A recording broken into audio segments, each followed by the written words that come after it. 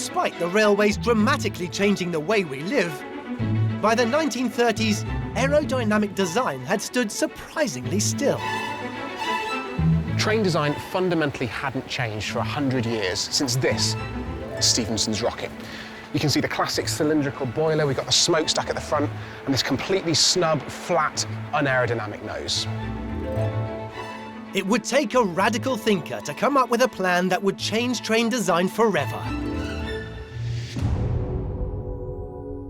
In the north of England, steam locomotive engineer Nigel Gresley produced a new, sleek machine that would be the fastest train in the world. The Mallard. Everything about this locomotive is designed to go as fast as possible. You've got these massive wheels driving it forward. We've got a double chimney to suck out the exhaust as quickly as possible at high speed. And then you've got this beautiful streamlined shape, in stark contrast to the trains that had come before. In order to create his design, Gresley used a wind tunnel, previously the preserve of aviation, and found some interesting results.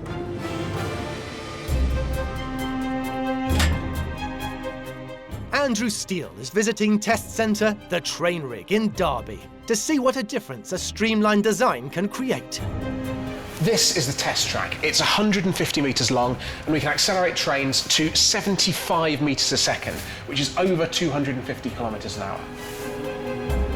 Today, we've got two different trains that we're going to be testing. This is a flat-nosed freight train, which represents sort of an unaerodynamic train as they were originally designed. And this one here is a high-speed train, got this sloped nose. We're going to see what difference that makes to the speed the train can travel at. And this is what we're going to be using for the actual experiment. These things here are light gates, and when the train goes past this one, it interrupts the light beam, and we can detect that time. Then a fraction of a second later, it'll go past this light gate, interrupts this beam, and by measuring the difference between those two times, we know this distance here, so we can work out exactly how fast it's going.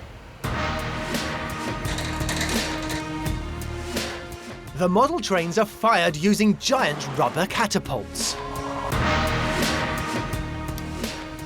So we're just applying some tension to the track now, and that's pulling the train back into the firing position.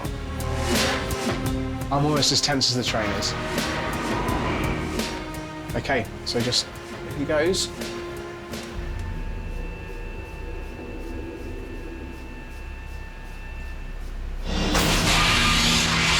Ooh.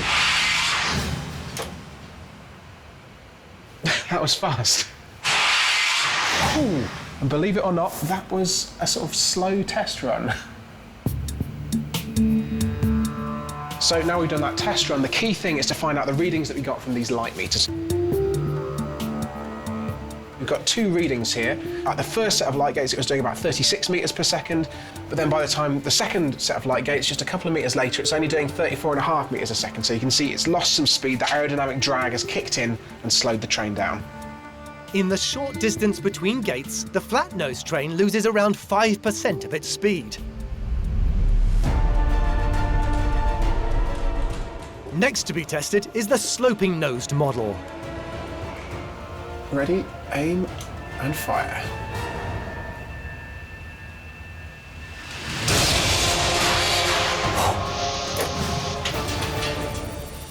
Wow.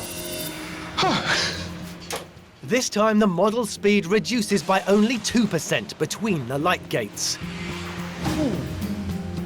So these numbers, they're quite subtly different, but when you scale it up to a full-size train and you're looking to propel it constantly down the track, this can translate into a big change of efficiency.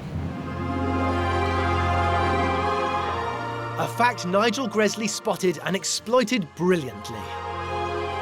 Gresley's engineering really was a complete step change. Although we'd used aerodynamics in planes and hydrodynamics was known about in boats, this was the first time those principles had been applied to a train. And that's what enabled the Mallard to travel at 126 miles per hour. In 1938, the Mallard set the record for the fastest steam train on rails, a record which still stands today.